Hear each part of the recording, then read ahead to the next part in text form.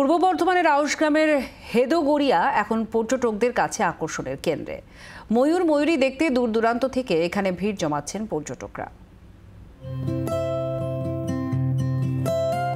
পূর্ব বর্ধমানের আউশগ্রামের হেদোগড়িয়া এবং আশপাশের এলাকাগুলো এখন ময়ূরীর অবাধ বিচরণ ক্ষেত্র, যা পর্যটকদের কাছে নতুন আকর্ষণ।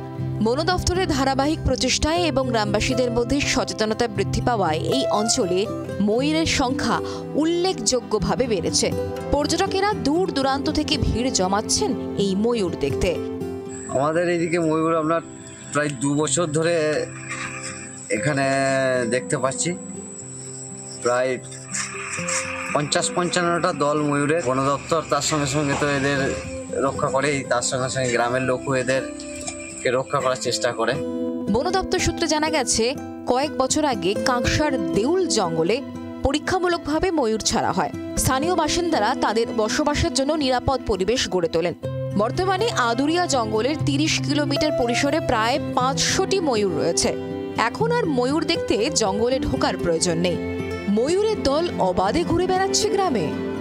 ময়ূর আমাদের সব আশেপাশে গ্রামে, আমাদের বাড়িতেও থাকে, বাড়িতেও সব সময় দেখতে পাই, আসে, খায়, খাবার দিলে খায়। কি খাবার দেন? এই চাল, গম, নানা রকম দেওয়া হয়। হ্যাঁ, খাই। আর এদিকে ঘোরাও ফেরা করে, বিভিন্ন জায়গা থেকেও সব দেখতেও আসে যে কত সুন্দর লাগছে। আশেপাশে থেকে সবাই দেখতেও আসে, আমরাও ভালোবাসি।